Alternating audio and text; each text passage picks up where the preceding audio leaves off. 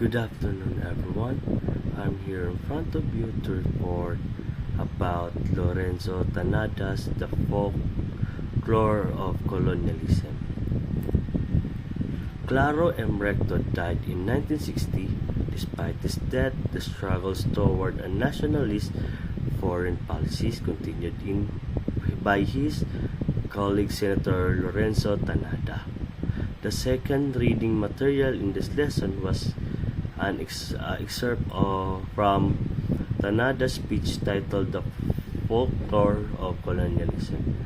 It was a commencement speech at Lyceum of the Philippines on May 7, 1965. The two speeches provide criticism to the United States-Philippines relation in particular and the Philippine foreign policy. Claro M. Recto was a prominent Filipino nationalist leader, lawyer, and senator whose championed policies prioritizing Philippine sovereignty and independence. He passed away in 1960, but his advocacy from national foreign policy focused on reducing dependence on the United States was carried on by his colleague Senator Lorenzo Tanada.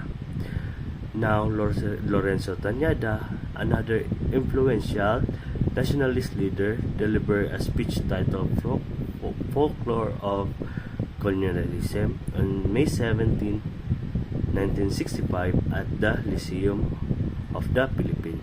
In this speech, Tanada provided sharp criticism of United States-Philippines relations, which were characterized by lingering colonial influence. Both Tanada and Recto opposed what they viewed as continued political, economics, and cultural subserviences to the United States. Their speech reflect a broader concern about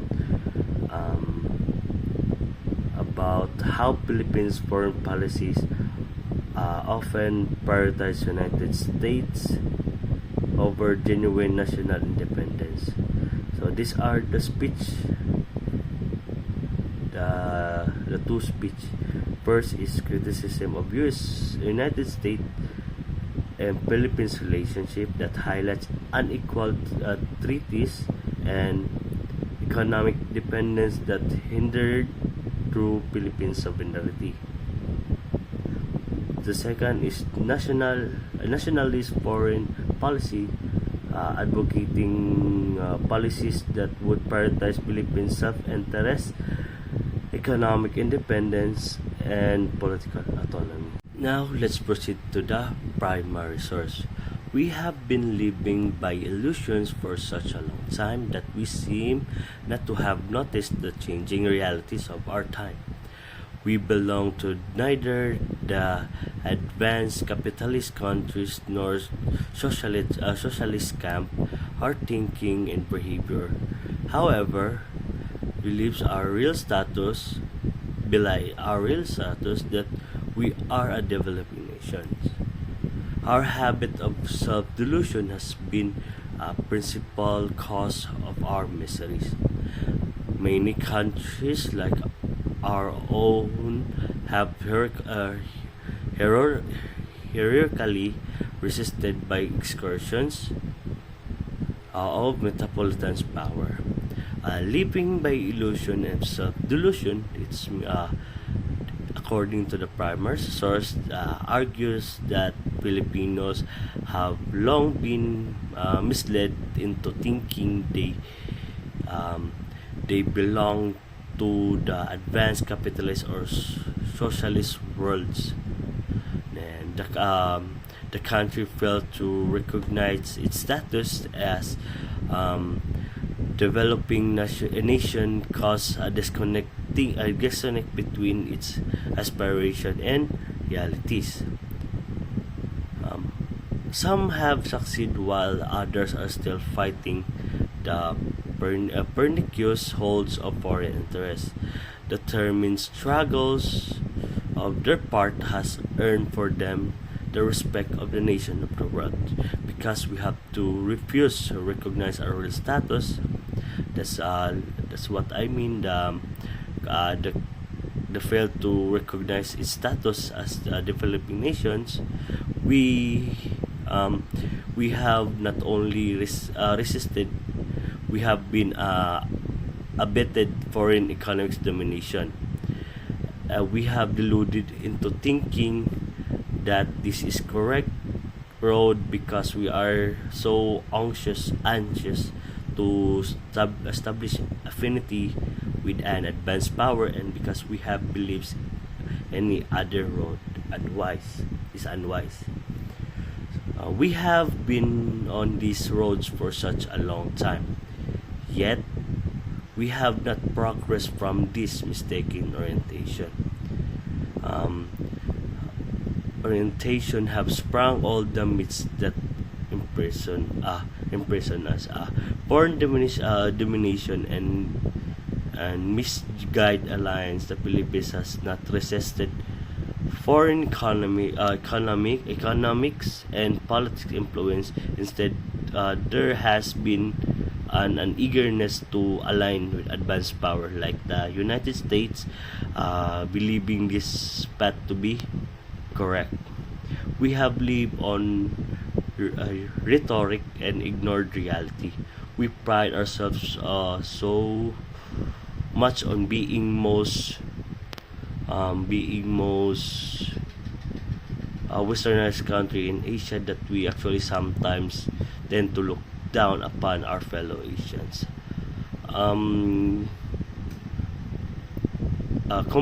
This a comparison to other nations. Other countries facing similar struggles have resisted to fought against colonial and neo-colonial control. Some have succeeded in gaining respect globally. The Philippines, by contrast, has abetted for foreign control rather than controlling it. We have, speaking of westernized mindset, Filipinos pride being the most westernized countries in Asia has led to a sense of superiority over the Asian neighborhoods.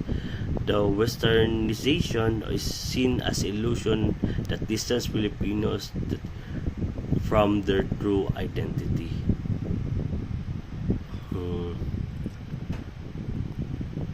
We have professed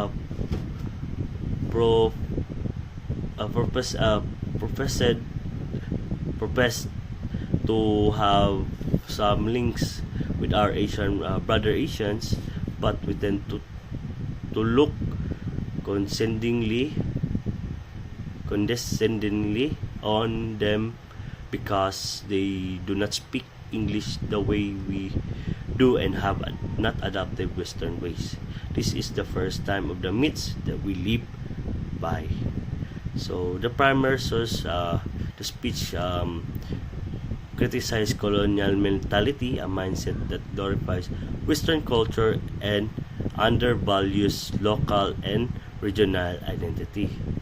It calls for recognition of the Philippines' real status as developing nation and the need to pursue self-reliance instead of foreign dependence. The text challenges the Filipinos. The text or the primary source challenge Filipinos to abandon self-delusion, reject rhetoric, or focus on tongue-build progress grounded in realities rather than myths. Let's proceed to the myth of the free world. We would like to believe that we belong to the free world, and we find it difficult to accept that the political life of a nation can be different from ours and still not be evil. That a people's economic, political, and cultural life determined by its own needs, and um, the one cannot just impose a particular way of life upon a nation. For each nation has its own particularities. A nation that does not have the same form of government and philosophy as ours is not necessarily under democratic admits diversity is form. It can't be diverse as the numbers of nation states. We have relinquished the sovereignties initiative that belongs to an independent states by following Americans too closely. We rely almost entirely on Western, especially American experts for opinion and judgment, and we have not developed our own powers of assessment. We are in our mode of enhancing pace like free world, free enterprises, and etc. And we are easily swayed by string calls to the defense and protection of freedom and democracy. Do we read the news of comments of other countries, even those which are generally considered as part of the free world, but which think independently of the United States? Very few of us do. Instead, we are content to allow only the expert of American's news agency to fill the columns of our papers with their own disinterest view not disinterest view of world events. We are satisfied to see young people to get their intellectual nourishment almost exclusively from American comics, magazines, Americans, TV programs, and movies from Hollywood. We have not been discriminating of all in our choice of intellectual fare. Consequently, we have not learned to be original. The myth of the free world means the illusion of free world. The speaker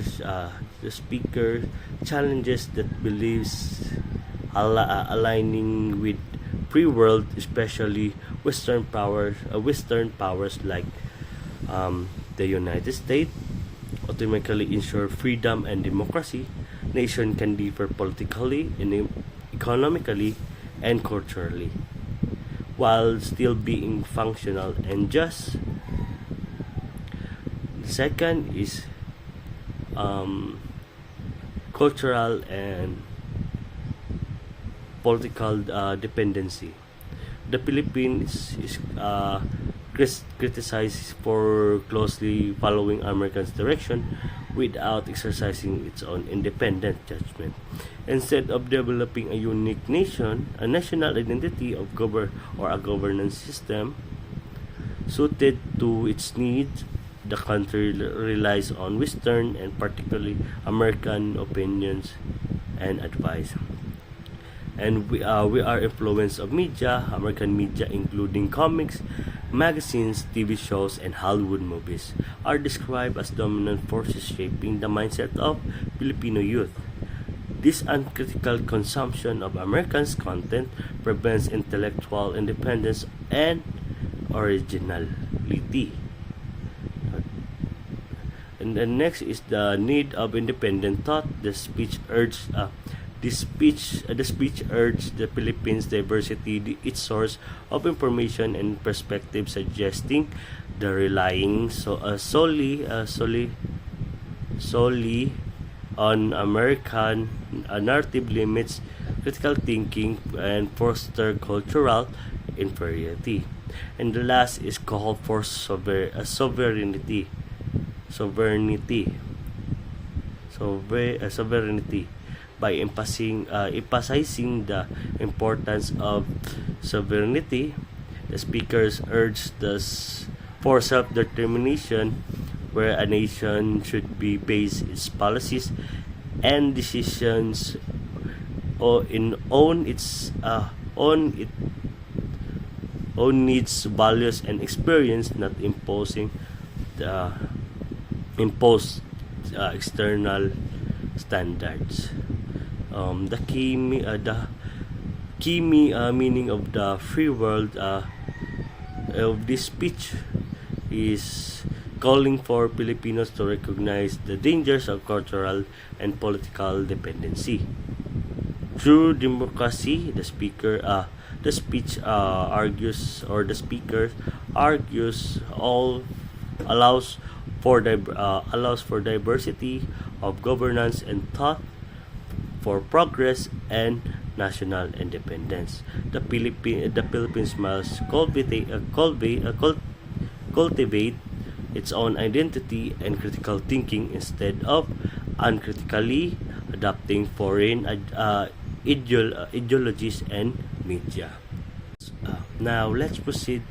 Foreign policies according to the 1935, 1973, and 1987 Constitution. The last part of the chapter explore the different policies as mandated by the 1935, 1973, 1987 Constitution. It also looks into the evolution of Philippines foreign policy from 1935 to 1987. Now let's proceed to the first Constitution. Excerpt from the 1935 Constitution. Article 2, Section 3, the Philippines renounce war as instrument of nation policy and adopts the generally accepted principles of international law as part of the law of the nation. This excerpt from Article 2, Section 3 of the 1935 Philippines Constitution reflects the country's commitment to peace and adherence to international norms. Like renunciation of war, the Philippines explicitly rejects the use of war as means of pursuing national globals or policies. This demonstrates a firm stance against aggression and conflict as a tool of statecraft. Adoption of international law, the provision established that principles of international law, those generally recognized and accepted by the global community, are to be integrated into the nation's legal system. This makes international law part of the domestic law of the Philippines, reinforcing its commitment to global cooperation and peaceful diplomacy. Now let's proceed to the excerpt from 1973 Constitution. The 1973 Constitution, Article 2, Section 3, the Philippines renounce war as instrument of national policy, adopt generally principle of international law as part of the law of the land, and adheres the policy of peace, equality, justice and freedom, cooperation and amity. Now for 1973 Article 2, the Philippines renounce war as instrument of national policy. So the key point here is it's still similar to 1935 Constitution. The Philippines reject war as a legitimate tool pursuing national objectives, solidifying its stand as peace-oriented nation. Adoption of international law, the Philippines commits to align its legal system generally accepted principle of international law. This means that universally recognized international agreements, norms, and treaties will become part of Philippines' national legal framework. For Article 1, Section 2, the Philippines renounce war as an instrument of national policies, adopts generally accepted principles of international law as part law of the land, and still adheres to the policies and peace, equity, justice, freedom, cooperation, and amity with all nations. So, for the Article 2, the reiteration of these principles in Article 1 is basis their importance, placing such commitments in the foundational section of Constitution underscores that these values, peace, international cooperation, and adherence to international law are integral to the identity and policy of the Philippine state. 1973, the excerpt from 1973 Constitution, especially Article 2, Section 3, and Article 1, Section 2, highlights the country continuing commitment to peace, international cooperation, and global principles of law. Let's proceed to the excerpt from 1987 Constitution.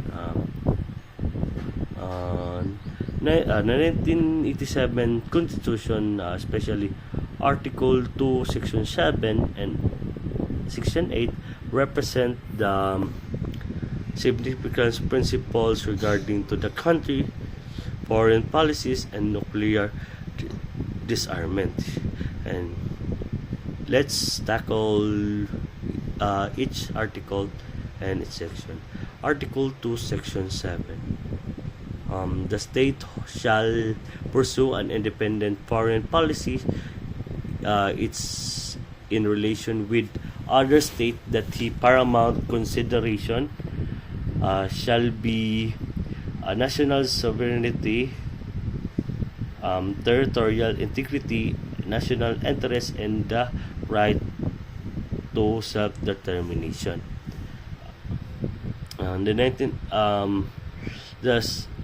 The key point here is the Philippines commit to a foreign policy that is free from external control or influence. This means decisions in international relations that are made based on the country's interests are not dictated by other nation or alliance. This stance is particular significance given historical colonial influence and the country's reliance on alliance with major powers. Now let's proceed to Article 2, Section 8. The Philippines consisted with the national interest